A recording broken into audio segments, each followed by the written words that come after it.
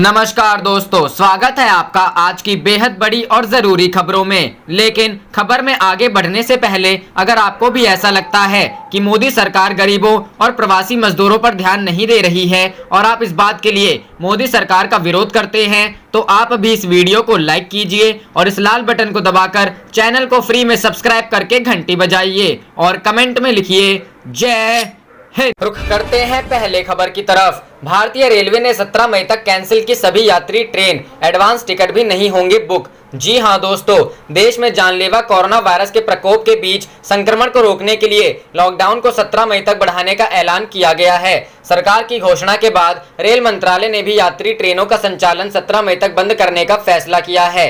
Rail मंत्रालय के एक बयान में कहा गया है 17 मई तक के लिए सभी पैसेंजर ट्रेनों की सुविधा को कैंसिल कर दिया गया है। हालांकि श्रमिक तीर्थयात्रियों, पर्यटकों, छात्रों और अन्य स्थानों पर फंसे लोगों की आवाजाही के लिए अलग अलग स्थानों पर श्रमिक स्पेशल ट्रेन चलाई जाएंगी। रेल मंत्रालय ने कहा कि प्रीमियम ट्रेनों, मेल एक्सप्रेस ट्रेनों, पैसेंजर ट्रेनों, उपनगरीय ट्रेनों, Kolkata metro rail, Konkan railway आदि सहित सभी यात्री ट्रेन सेवाएं 17 मई तक निलंबित रहेंगी। बुकिंग के सभी टिकट काउंटर अगले आदेश तक सस्पेंड रहेंगे। अगले आदेश तक ई टिकट सहित ट्रेनों के टिकटों का कोई अग्रिम आरक्षण नहीं है। हालांकि ऑनलाइन रद्द करने की सुविधा कार्यशील बनी हुई है।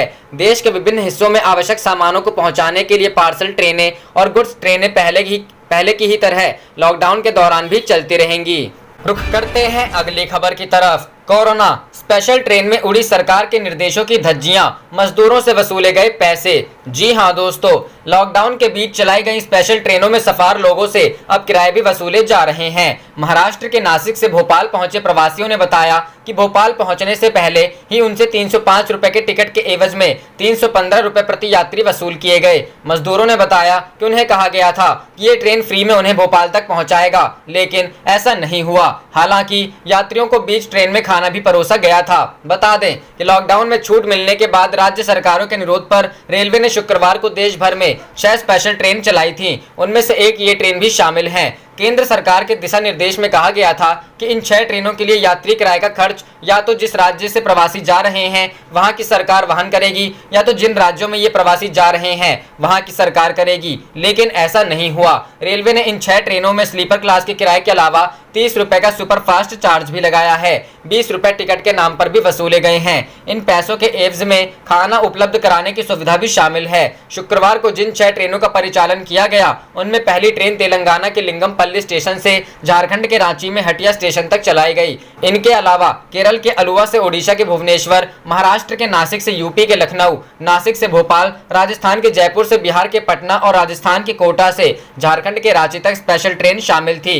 इन ट्रेनों के सफल संचालन के बाद उम्मीद जताई जा रही है कि देश भर में इसी तरह की और स्पेशल ट्रेनें लॉकडाउन के दौरान चलाई जा सकती हैं। इन ट्रेनों में सवार होने से पहले सभी यात्रियों की थर्मल स्क्रीनिंग की गई और उन्हें प्रोटेक्टिव गियर्स दिए गए। राज्य सरकार और रेलवे के अधिकारियों ने सभी यात्रियों को एक कोच में अधिकतम 54 यात्रियों को ही बैठने की इजाजत दी ताकि सोशल डिस्टेंसिंग का भी पालन हो सके। यात्रियों को रास्ते के लिए भोजन और पानी भी उपलब्ध कराया गया था। हालांकि इसके चार्ज भी टिकट में जोड़े गए थे। रुख करते हैं अगली खबर की तरफ। दिल्ली के सभी जिले रेड जोन में, सरकार बोली लॉकडाउन में नहीं दी जाएगी ढील। जी हां दोस्तों, लॉकडाउन के तीसरे चरण में देश को 3 जोन में बांटा गया है। जोन के हिसाब से लॉकडाउन में राहत भी दी गई है। राजधानी दिल्ली को रेड जोन में रखा गया है, इसलिए यहां तीसरे लॉकडाउन 4 मई से 17 मई तक के दौरान किसी भी इलाके में कोई ढील नहीं दी जाएगी, क्योंकि जिलों के आधार पर इलाकों को बांटा गया है। दिल्ली सरकार ने इस बारे में विस्तृत जानकारी देते हुए कहा कि दिल्ली के सभी जिले 17 मई तक रेड जोन में ही रहेंगे। स्वास्थ्य मंत्री सत्येंद्र जैन ने कहा कि अगले 2 हफ्तों तक इन सभी इलाकों में किसी प्रकार की ढील नहीं देने का विचार किया गया है। हम लोग दूसरे राज्यों से भी बात कर रहे हैं। जिस राज्य के नागरिकों को वापस भेजना है वो स्पेशल ट्रेन के लिए अनुरोध करेंगे। हम अपनी तरफ से मेडिकल सहयोग देंगे। उन्होंने आगे कहा, कोटा में पढ़ाई कर रहे छात्रों की वापसी पर हम लोग बात कर रहे हैं। हमने कोटा के लिए बस भेजी है। जैन ने कहा, आजादपुर मंडी में 24 घंटे काम पर किया जा रहा है, जिससे कि वहां एक साथ ज्यादा लोग इकट्ठा ना हो। प्लाज्मा थेरेपी के पहले मरीज डिस्चार्ज हो गए हैं, जो हमारे लिए अच्छी बात है। रुख करते हैं अगली खबर की तरफ। पश्चिम बंगाल की सरकार का निजी अस्पतालों को सामान्य सेवा बहाल करने का निर्देश, कहा नहीं मानी गई बात तो जी हां दोस्तों, पश्चिम बंगाल के स्वास्थ्य विभाग ने निजी अस्पतालों और स्वास्थ्य देखभाल केंद्रों को योजनाबद्ध तरीके से सामान्य सेवाओं को बहाल करने का निर्देश जारी किया है। उसने शुक्रवार को बताया कि इन केंद्रों में काम कर रहे चिकित्सा कर्मियों की सुरक्षा और सुविधा का ध्यान रखना सर्वोच्च प्राथमिकता है। विभाग ने एक अधिसूचना में कहा, ऐसी रिपोर्ट है कि जिन मरीजों को ब्लड ट्रांसफ्यूजन, डायलिसिस, कीमोथेरेपी, प्रसूति देखभाल, प्रतिरक्षा से संबंधित नियमित देखभाल की जरूरत है, वे मुश्किलों का सामना कर रहे हैं क्योंकि निजी अस्पताल और स्वास्थ्य देखभाल केंद्र कोविड-19 की चपेट में आने के डर से या तो काम नहीं कर रहे या मरीजों को वापस लौटा रहे हैं। उसने कहा, कुछ अस्पताल मरीजों को भर्ती करने से पहले उनसे कोविड-19 संक्रमण से मुक्त होने का प्रमाण पत्र मांग रहे हैं। ऐसी स्थिति से तत्काल निपटने की आवश्यकता है। इसमें कहा गया है कि निर्देशों का पालन न करने पर संबंधित स्वास्थ्य देखभाल केंद्रों पर कानूनी कार्रवाई की जाएगी। बता दें, केंद्र सरकार ने देश में लॉकडाउन को 2 हफ्तों के लिए बढ़ाने की घोषणा शुक्रवार को कर दी। लॉकडाउन अब 17 मई तक जारी रहेगा। इस फैसले को लेकर तृणमूल कांग्रेस ने केंद्र की नरेंद्र मोदी सरकार पर सवाल भी उठाए। तृणमूल कांग्रेस ने केंद्र सरकार की आलोचना करते हुए कहा कि मौजूदा परिस्थिति का लेखा जोखा दिए बिना और कोरोना लॉकडाउन से खराब हो रही अर्थव्यवस्था के पुनरुद्धार के लिए बिना रोड मैप पर बात किए ये फैसला क्यों लिया गया। साथ ही टीएमसी ने केंद्र पर पश्चिम बंगाल के रेड जोन के त्रुटिपूर्ण आकलन का आरोप भी लगाया।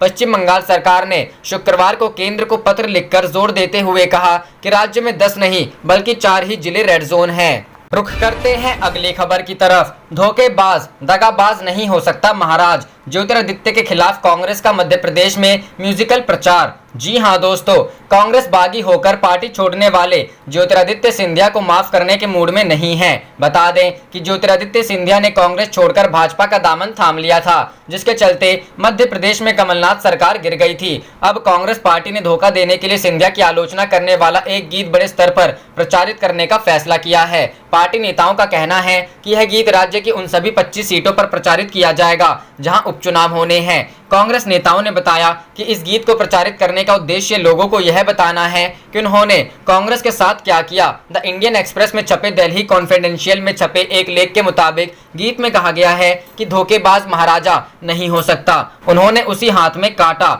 जिसने उन्हें खाना खिलाया, और जो लोग छोड़कर जा चुके हैं वो अब हमारे दोस्त नहीं हैं। कांग्रेस नेताओं का कहना है कि गीत द्वारा प्रचार का उद्देश्य ज्योतिरादित्य सिंधिया की छवि पर हमला बोलना है ताकि उपचुनाव में सिंधिया को झटका दिया जा सके। कांग्रेस ने उपचुनाव की तैयारी भी शुरू कर दी है। रुख करते हैं अगली खबर की तरफ। देश में 3 मई के बाद 2 हफ्ते के लिए बढ़ा लॉकडाउन, 17 मई तक जारी रहेंगी पाबंदियां। जी हां दोस्तों, देश में 3 मई के बाद 2 हफ्ते के लिए लॉकडाउन को बढ़ा दिया गया है। 3 मई से लेकर 17 मई तक लोगों को लॉकडाउन में रहना होगा। फिलहाल जो पाबंदियां जारी हैं वो आगे भी जारी रहेंगी। देश भर में स्कूल कॉलेज बंद रहेंगे, वहीं पब्लिक ट्रांसपोर्ट भी बंद रहेंगे। केवल प्रवासियों को ले जाने के लिए स्पेशल ट्रेनें चलाई जाएंगी। आपको बता दें कि ये लॉकडाउन का तीसरा चरण होगा। इससे पहले 14 अप्रैल से 3 मई तक के लिए लॉकडाउन को बढ़ाया गया था। वहीं 24 मई को प्रधानमंत्री नरेंद्र मोदी ने 3 हफ्ते यानी 14 अप्रैल तक के लिए लॉकडाउन लागू करने का ऐलान किया था। रेड जोन में रहने वाले लोगों को अपने मोबाइल पर आरोग्य सेतु ऐप डाउनलोड करना अनिवार्य हो गया है और घर घर की निगरानी की जाएगी। वहीं ऑरेंज और ग्रीन जोन को रियायत मिलेगी। वहीं ऑरेंज जोन में वाहनों को 2 जिलों के बीच सीमित गतिविधियों के लिए अनुमति दी जाएगी। 4 पहिए वाले वाहनों में अधिकतम 2 यात्री होंगे। इसके अलावा 2 पहिया वाहनों को भी अनुमति होगी। ग्रीन जोन में लॉकडाउन के सभी नियमों का पालन करते हुए रेड या ऑरेंज जोन जैसी सख्ती नहीं रहेगी और कुछ सीमित गतिविधियों की इजाजत दी जाएगी। ग्रीन जोन के लिए सबसे बड़ी राहत की खबर है कि इन जिलों में 50% क्षमता के साथ बसें भी चलाने की इजाजत दी गई है। रुख करते हैं अगली खबर की तरफ। देश भर में 2 और हफ्ते जारी रहेगा लॉकडाउन, ग्रीन जोन में मिलेंगी कई रियायतें। जी हां दोस्तों, कोरोना वायरस को लेकर देश भर में जारी लॉकडाउन को सरकार ने 3 मई के बाद 2 और हफ्ते के लिए बढ़ाने का फैसला किया है। लॉकडाउन का दूसरा चरण 3 मई तक जारी रहने वाला था, जिसे सरकार ने 2 और हफ्तों के लिए बढ़ा दिया है। अब 17 मई तक ये लॉकडाउन जारी रहेगा। केंद्रीय गृह मंत्रालय ने कहा कि कोविड-19 पर स्थिति की व्यापक समीक्षा करने के बाद यह फैसला लिया गया। एक आधिकारिक बयान में कहा गया है कि मंत्रालय ने 4 मई से 2 हफ्तों की अवधि के लिए लॉकडाउन बढ़ाने का आदेश आपदा प्रबंधन अधिनियम 2005 के तहत जारी किया है। उल्लेखनीय है कि लॉकडाउन का प्रथम चरण 25 मार्च से 14 अप्रैल का था, जिसे बाद में बढ़ाकर 3 मई किया गया था। लॉकडाउन के नए दिशा निर्देशों के तहत अभी भी कुछ गतिविधियों पर रोक रहेगी। लॉकडाउन की विस्तारित अवधि के दौरान विमान, रेल, मेट्रो से यात्रा और सड़क मार्ग से अंतरराज्यीय आवागमन तथा स्कूल कॉलेज बंद रहेंगे। बता दें कि शुक्रवार को ही सरकार ने लॉकडाउन के मद्देनजर अलग अलग जगहों पर फंसे मजदूरों और छात्रों को निकालने के लिए विशेष ट्रेनें चलाने का फैसला किया था। इस अवधि में विभिन्न गतिविधियों को चलाने के लिए गृह मंत्रालय ने नए दिशा निर्देश भी जारी किए हैं, जो देश के जिलों को कोरोना के बढ़ते खतरों के अनुसार रेड, ऑरेंज और ग्रीन क्षेत्रों में बांटने के आधार पर किया गया है। सरकार ने कहा कि ग्रीन और ऑरेंज जोन में आने वाले जिलों को कई तरह की रियायतें भी मिलेंगी। रुख करते हैं अगली खबर की तरफ। संकट में मजदूर, ये रुके तो देश रुक जाएगा। राहुल प्रियंका ने श्रमिकों को किया सलाम। जी हां दोस्तों, अंतर्राष्ट्रीय मजदूर दिवस के अवसर पर आज हर कोई श्रमिकों को सलाम कर रहा है। कांग्रेस के पूर्व अध्यक्ष और सांसद राहुल गांधी, कांग्रेस महासचिव प्रियंका गांधी वाड्रा ने भी इस मौके पर मजदूरों को सलाम किया। कोरोना वायरस महासंकट के बीच मजदूरों को हो रही परेशानी को लेकर भी उन्होंने कहा कि आज मजदूर संकट में हैं। कांग्रेस नेता राहुल गांधी ने लिखा, अंतर्राष्ट्रीय मजदूर दिवस पर देश के करोड़ों मजदूर भाई बहनों को मेरी हार्दिक शुभकामनाएं। ये देश आप जैसे मजदूरों की हिम्मत और संघर्ष से ही बना है। इस मुश्किल वक्त में मेरी संवेदनाएं और समर्थन आपके साथ है। वहीं कांग्रेस की महासचिव प्रियंका गांधी ने इस दौरान मौजूदा दौर में घरों से दूर फंसे मजदूरों के लिए संदेश दिया। उन्होंने लिखा कि मजदूर न सिर्फ देश की शक्ति है, वे हमारी सामूहिक इच्छा शक्ति का चिन्ह है। मजदूर दिवस पर नमन। लाखों मजदूरों को हाल में महाप्रस्थान करना पड़ा है। करोड़ों मजदूर आज संकट में हैं। ये मजदूर देश की धुरी हैं। ये रुक गए तो देश रुक जाएगा। इनकी मदद करना आज सबसे बड़ा काम है। गौरतलब है कि इस साल मजदूर दिवस ऐसे वक्त पर आया है जब देश के लाखों मजदूर संकट में हैं। कोरोना वायरस की वजह से देश में 24 मार्च को लॉकडाउन लागू किया गया। तभी लाखों मजदूर जहां थे वहीं फंस गए। करीब 1 महीने से अधिक हो गया है, लेकिन मजदूर अब तक अपने घर नहीं पहुंच पाए हैं। रुख करते हैं अगली खबर की तरफ। लॉकडाउन, मजदूरों की वापसी पर बोले सिंघवी, बसों से लाने में लगेंगे 3 साल। जी हां दोस्तों, लॉकडाउन की वजह से देश में लाखों की संख्या में मजदूर फंसे हुए हैं। मजदूर दिवस से ठीक पहले केंद्र सरकार की ओर से गाइडलाइंस जारी करते हुए राज्यों को इस बात की इजाजत दी गई कि मजदूरों को वापस लाया जा सके, लेकिन इस फैसले में हुई देरी पर कांग्रेस ने अब मोदी सरकार पर निशाना साधा है। पूर्व मंत्री अभिषेक मनु सिंघवी ने केंद्र के फैसले की तुलना खोदा पहाड़ निकली चुहिया से की। अभिषेक मनु सिंघवी ने कहा कि आज मजदूर दिवस है, लेकिन लगता है कि सरकार ने मजदूरों को राहत पहुंचाने वाली हर योजना से हाथ खींच लिए हैं। 29 अप्रैल को प्रवासी मजदूरों को लेकर जो केंद्र सरकार ने ऑर्डर जारी किया, वह सिर्फ एक तुगलकी बयान लगता है। कांग्रेस नेता ने कहा कि 45 दिनों के बाद प्रवासी मजदूरों के लिए ऑर्डर आया, लेकिन उसमें सब कुछ राज्यों के लिए है। उसमें केंद्र क्या करेगा? कुछ भी नहीं। ये फैसला खोदा पहाड़ निकली चुहिया जैसा है। सिंघवी ने आरोप लगाया कि केंद्र सरकार ने इस फैसले को जारी करने से पहले कोई तैयारी नहीं की। मजदूरों के लिए ट्रेन की व्यवस्था की जानी चाहिए थी। बसों से इतने लाखों लोगों को लाना संभव नहीं हो पाएगा।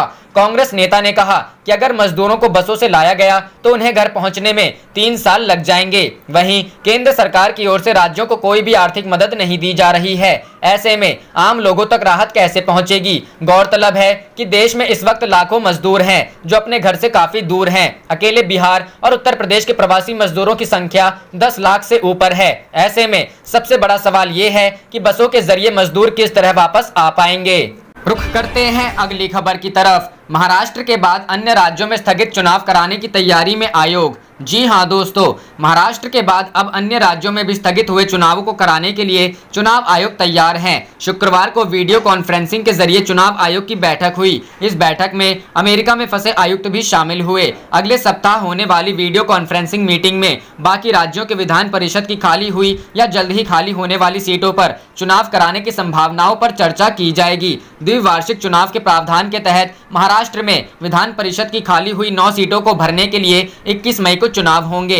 परिषद के सदस्यों को विधायक वोट देकर चुनते हैं। सीटों को जल्द भरने का आग्रह युक्त पत्र राज्य के मुख्य सचिव और राज्यपाल के अलावा राज्य विधानमंडल के कई राजनीतिक दलों ने 29-30 अप्रैल को आयोग के पास भेजा है। इस पत्र में राज्य के मुख्यमंत्री उद्धव ठाकरे के 27 मई तक किसी भी सदन का सदस्य होने की संवैधानिक शर्त के हवाले से शीघ्र चुनाव कराने का आग्रह किया गया था। पत्र मिलने के 24 घंटे के भीतर ही चुनाव आयोग ने वीडियो कॉन्फ्रेंस के जरिए मीटिंग कर इतिहास के ऐसे ही मौकों पर विचार किया जिनमें किसी मुख्यमंत्री के सामने शपथ ग्रहण के समय किसी भी सदन का सदस्य न होने की स्थिति थी। रुख करते हैं अगली खबर की तरफ। झारखंड के सीएम हेमंत सोरेन ने किया ऐलान, आज रात कोटा से झारखंड के लिए रवाना होगी स्पेशल ट्रेन। जी हां दोस्तों, देश में जारी कोरोना महामारी के बीच लॉकडाउन को 17 मई तक आगे बढ़ा दिया गया है। ऐसे में इस लॉकडाउन के दौरान देश के अलग अलग राज्यों में फंसे छात्रों व मजदूरों को निकालने के लिए केंद्र सरकार की गृह मंत्रालय ने ट्रेन चलाने की अनुमति दे दी है। झारखंड के सीएम हेमंत सोरेन ने ऐलान किया है कि आज रात 9 बजे कोटा से झारखंड के लिए स्पेशल ट्रेनें रवाना होंगी। सीएम हेमंत सोरेन ने कहा कि रांची और आसपास के जिलों के लिए जहां आज एक ट्रेन यात्री 9 बजे चलेगी, वहीं धनबाद एवं उसके आसपास के जिलों के लिए कल रात्रि 9 बजे ट्रेन खुलेगी। आप देख रहे थे आपका अपना चैनल जय हिंद जय भारत।